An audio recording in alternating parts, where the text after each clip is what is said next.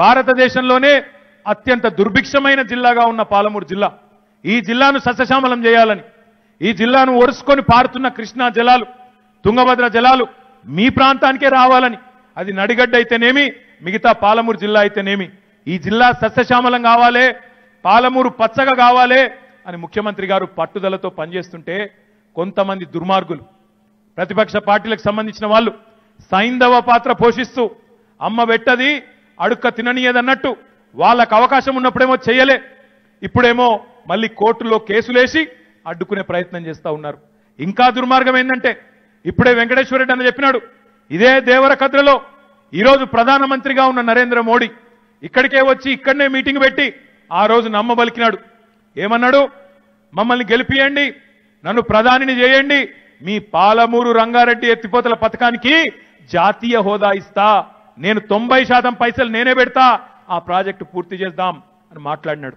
ఆయన ఒక్కడే కాదు, సుష్మా స్వరాజ్ గారు అప్పటి కేంద్ర మంత్రి, ఆమె హైదరాబాద్ లో చెప్పింది, రంగారెడ్డి పాలమూరు ఎత్తిపోతల పథకం చాలా ముఖ్యమైన పథకం, పాలమూరు రైతన్నలకు రంగారెడ్డిలో ఉండే సోదరులకి అవసరం, మరి అందుకే మేము జాతీయ హోదా ఇస్తామన్నారు. 8 ఏళ్ళైంది, ఇచ్చిండ్రా? ఏమన్నా 8 పైసలన్నీ ఇచ్చిండ్రా? ఒక్క పైస రాదు. రాకపోగా పక్కనే ఉన్నది కర్ణాటక, పాలమూరును అంటుకునే కర్ణాటక ఉంటది. కర్ణాటకలోనేమో మన దగ్గర ఉన్నట్టే తుంగభద్ర ఉన్నది నది, తుంగభద్ర మీద కర్ణాటకలోనేమో అప్పర్ భద్ర ప్రాజెక్టుకు జాతీయ హోదా ఇస్తారు.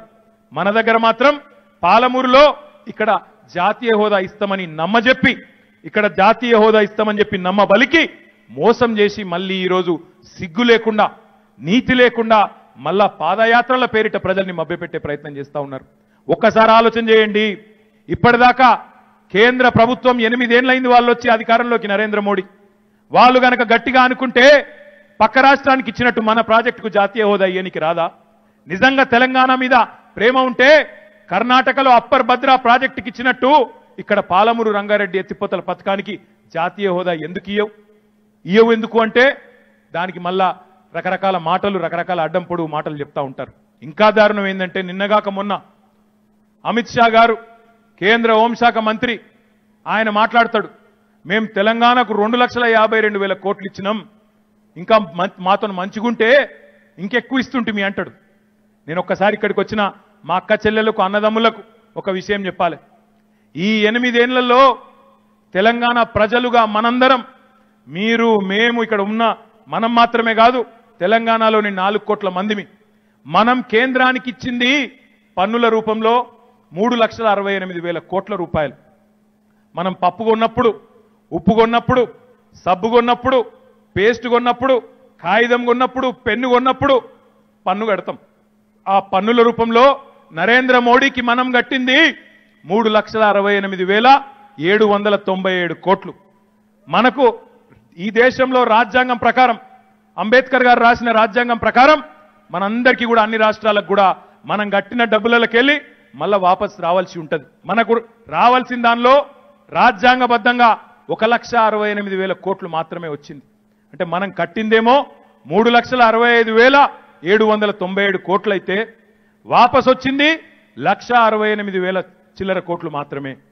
అంటే దాని అర్థమైంది, మనమే ఈ భారతదేశానికి, భారతదేశంలో ఉన్న కేంద్ర ప్రభుత్వానికి, భారతదేశంలో ఉన్న ఇతర వెనుకబడ్డ రాష్ట్రాలకి మన చెమట, మన రక్తంతోని 2 లక్షల కోట్లు మనం వాళ్ళకిచ్చినాం తప్ప వాళ్ళు మనకిచ్చింది ఏమీ కూడా లేదు. ఇది వాస్తవం. నేను చెప్పింది తప్పైతే దేవరకద్ర వేదికగా నేను భారతీయ జనతా పార్టీ నాయకులను సవాల్ చేస్తా ఉన్నా. నేను చెప్పింది తప్పైతే నా మంత్రి పదవికి రాజీనామా చేసిపోతా. నువ్వు చెప్పింది తప్పైతే అమిత్ షా గారు, నువ్వు చెప్పింది తప్పైతే మా తెలంగాణ గడ్డ మీదకి వచ్చి ఇక్కడ ముక్కునేలకు రాసి క్షమాపణ చెప్తావా? ముక్కునేలకు రాసి తెలంగాణ ప్రజలకు ఇన్ని రోజులు మేము తప్పులు చెప్పినాం, అబద్ధాలు చెప్పినాం, మేము పచ్చి దగాకోరులం, ఈ 8 ఏళ్లలో ఏమీ చేయలేదు అని తప్పు ఒప్పుకుంటావా? ఆ నిజాయితీ, ఆ ధైర్యం నీకుందా?